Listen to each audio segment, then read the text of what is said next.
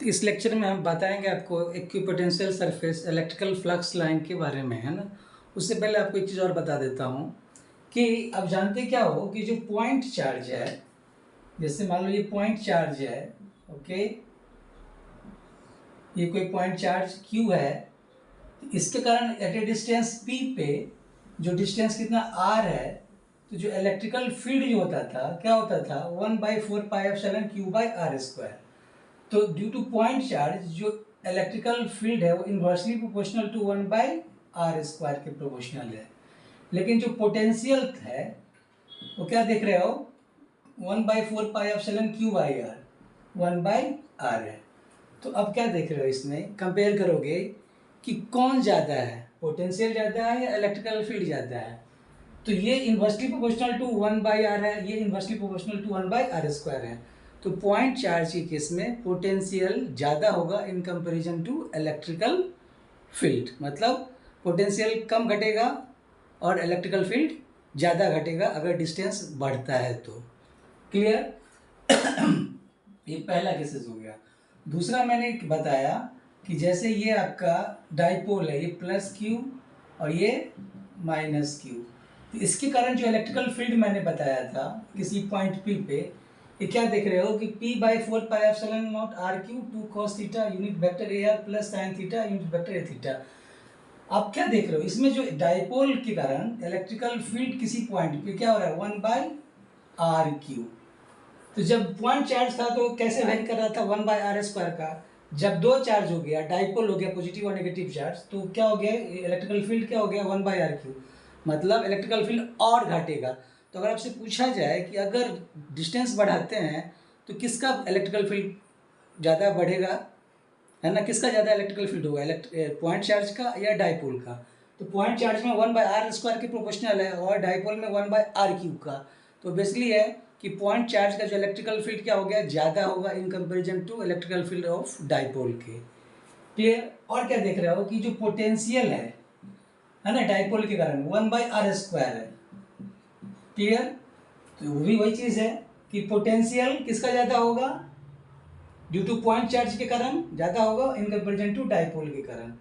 तो अब जब एक चार्ज था, इसको मैं एक टेबल बना देता हूँ, जैसे जिसमें एक चार्ज का मतलब मोनोपोल हो जाएगा, दो चार्ज मतलब इक्वल एंड अपोजिट चार्ज, उसको बोलेंगे डाइपोल, और दो डाइपोल मिलकर क्या बनाएगा क्वाड्रीपोल। तो उसके कारण इलेक्ट्रिकल फील्ड का वेरिएशन क्या होगा और पोटेंशियल का वेरिएशन क्या होगा। वैसे ही दो क्वाड्रीपोल मतलब जो बना क्या बनाएगा 8 मतलब ऑक्टापोल बनाएगा, उसके कारण इलेक्ट्रिकल फील्ड क्या होगा और पोटेंशियल क्या होगा, उसका मैं आपको एक चार्ट बना देता हूँ। ठीक है? तो अब क्या देख रहे हो कि सपोज करो कि ये आपका इलेक्ट्रिकल फील्ड है और ये आपका पोटेंशियल है। तो पॉइंट चार्ज के कारण, है ना, मोनोपोल पॉइंट चार्ज के कारण ये क्या हो रहा है इन्वर्सली प्रोपोर्शनल टू 1/r²। ये क्या हो रहा है 1/r। उसी तरह डाइपोल के कारण क्या हो जाएगा ये 1/RQ, ये क्या हो जाएगा 1/r²। क्वाड्रीपोल क्या हो जाएगा ये 1/r⁴ 1/r⁴ उसी तरह ऑक्टोपोल है ना 1/r⁵ 1/r⁴। मतलब इलेक्ट्रिकल फील्ड 1/r² से तो उससे एक कम 1/r, ये 1/RQ है तो उससे एक कम 1/r², ये r⁴ है तो r⁴ क्लियर ना। तो अब क्या देख रहे हो, जब वो अकेला था चार्ज तब इलेक्ट्रिकल फील्ड ज़्यादा था, पोटेंशियल ज़्यादा था, लेकिन दोनों में कौन ज़्यादा था, इलेक्ट्रिकल फील्ड ज़्यादा था, इलेक्ट्रिकल पोटेंशियल ज़्यादा था और इलेक्ट्रिकल फील्ड कम था। जैसे जैसे चार्ज का संख्या बढ़ रहा है वैसे वैसे क्या हो रहा है इलेक्ट्रिकल फील्ड क्या हो रहा है घट रहा है और पोटेंशियल भी क्या हो रहा है घट रहा है। बस दोनों में क्या है पोटेंशियल कम घटेगा और इलेक्ट्रिकल फील्ड ज़्यादा घटेगा।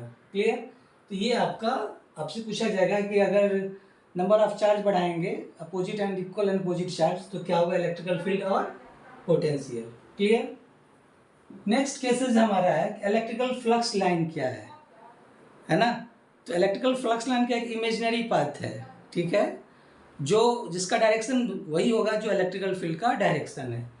तो यही बता रहा है इलेक्ट्रिकल फ्लक्स लाइन क्या है, it is an imaginary path or line drawn in such a way that its direction at any point is the direction of electrical field at that point.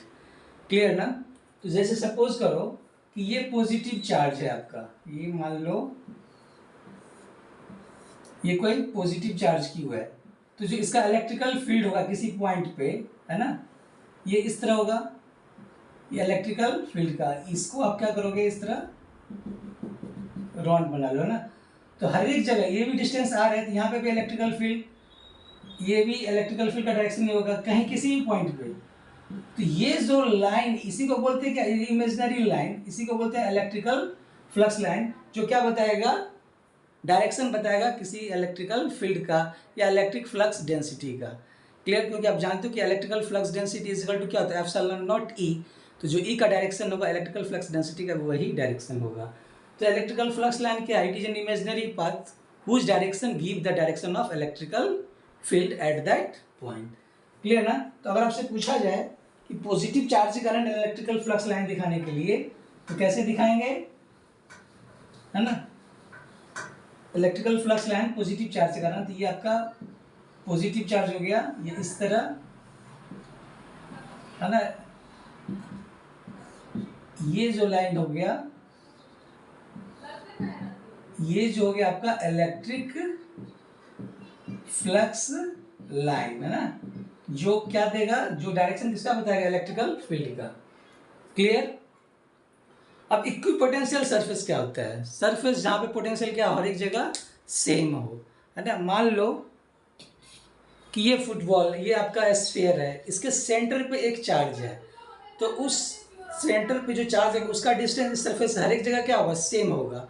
तो हर एक पॉइंट पे इसका potential क्या होगा, same होगा। Clear ना? इस पूरे सरफेस को क्या बोलेंगे हम, इक्विपोटेंशियल सरफेस। समझ में आ गया?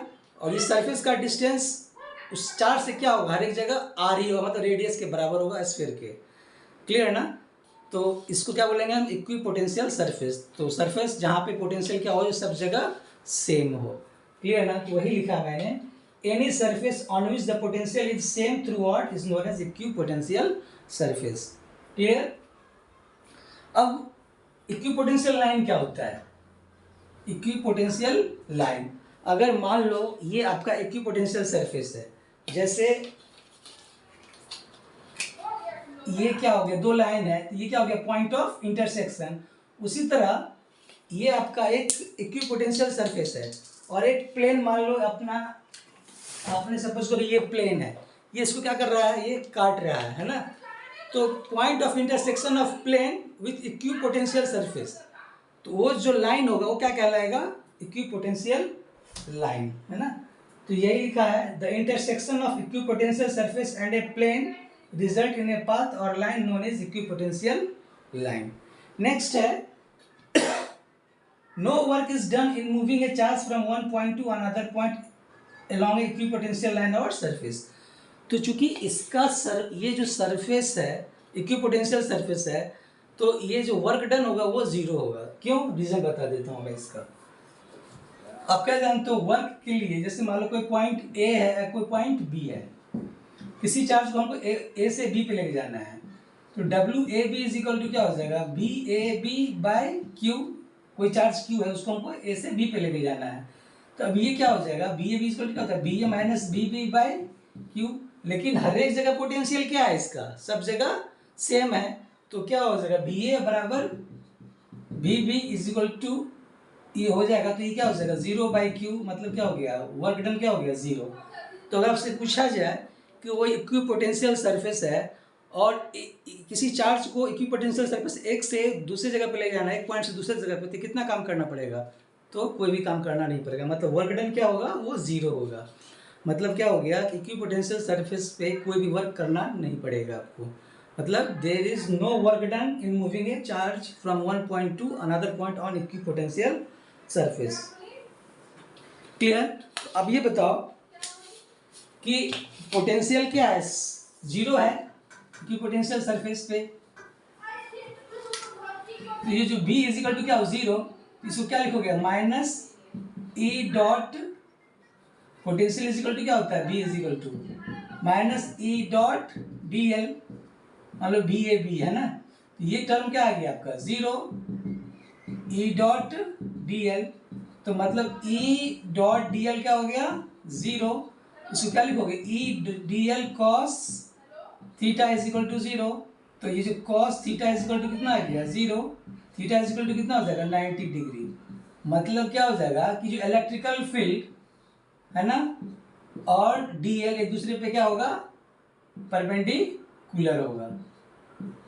क्लियर, इलेक्ट्रिकल फील्ड और डीएल मतलब क्या हो गया, जिसपे आप चार्ज को लेके जा रहे हैं, मतलब ये क्या हो गया, इक्विपोटेंशियल सरफेस, ये क्या हो गया इक्विपोटेंशियल सरफेस। तो इक्विपोटेंशियल सरफेस में इलेक्ट्रिकल फील्ड का डायरेक्शन और इक्विपोटेंशियल सरफेस एक दूसरे का क्या होता है, परपेंडिकुलर होता है। मतलब कहने का ये हो गया कि मान लो ये आपका पॉजिटिव चार्ज है, क्लियर, ये पॉजिटिव चार्ज है, तो ये क्या हो गया आपका इलेक्ट्रिकल फील्ड का डायरेक्शन, है ना। तो आपसे पूछा जाए इक्विपोटेंशियल सरफेस क्या होगा, तो ये जो आप देख रहे हो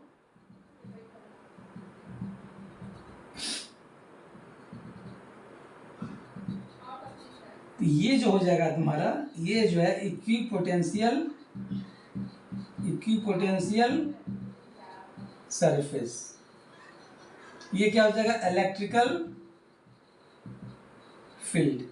तो मैंने क्या बताया था अभी कि E dot D L is equal to zero, ये डी एल क्या है, डिस्प्लेसमेंट, डिस्प्लेसमेंट कहाँ पे हुआ, इक्विपोटेंशियल सरफेस पे, और इलेक्ट्रिकल फील्ड और डिस्प्लेसमेंट ये देख रहे हो एक दूसरे पे क्या हमेशा परपेंडिकुलर होगा।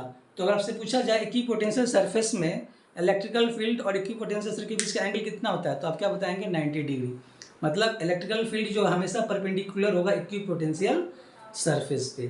क्लियर, तो आपसे अगर ड्रॉ किया जाए कि पॉजिटिव चार्ज के कारण इलेक्ट्रिकल फील्ड का डायरेक्शन और इक्विपोटेंशियल सरफेस को ड्रॉ कीजिए, तो आप ये इस तरह ड्रॉ करेंगे। क्लियर, अब एक चीज और बताने दे जा रहा हूं मैं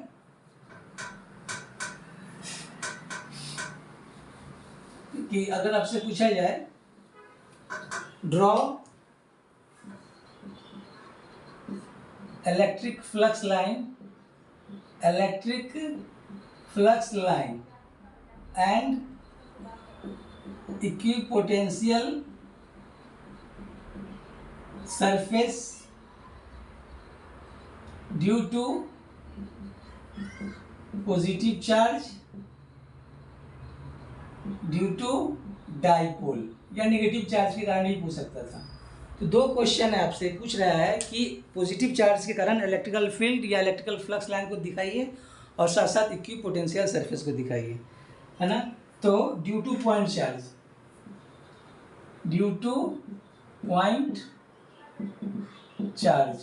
ये due two point positive charge क्या होगा, ये प्लस क्यू, है ना। तो मैंने क्या किया है, इलेक्ट्रिकल फील्ड का डायरेक्शन क्या होगा आप जान रहे हो, ये प्लस क्यू है ना।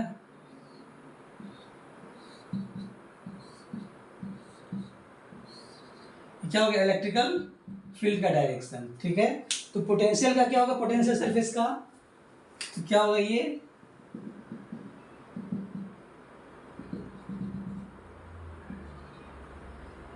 क्या हो गया इक्विपोटेंशियल सरफेस।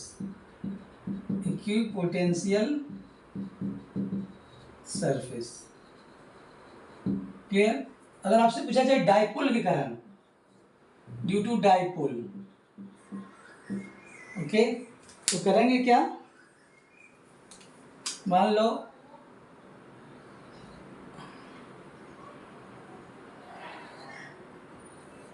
ये पॉजिटिव चार्ज है और ये आपका नेगेटिव चार्ज है, ठीक है।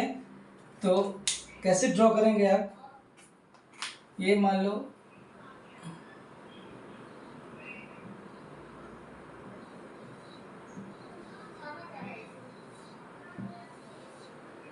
पॉजिटिव चार्ज है तो क्या हो गया, फ्लक्स लाइन से निकलेगा, ठीक है, और ये कहाँ जाएगा, वो नेगेटिव चार्ज की तरफ जाएगा। तो ये जो है आपका क्या हो गया,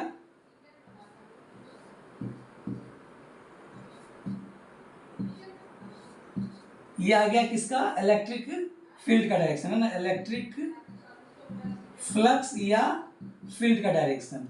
आपसे पूछ रहा है कि पोटेंशियल का डायरेक्शन, तो ये क्या होगा, एक दूसरे परपेंडिकुलर होगा। तो यहाँ पे मैं ड्रॉ कर देता हूँ, एक सर्किल इस तरह ड्रॉ किया,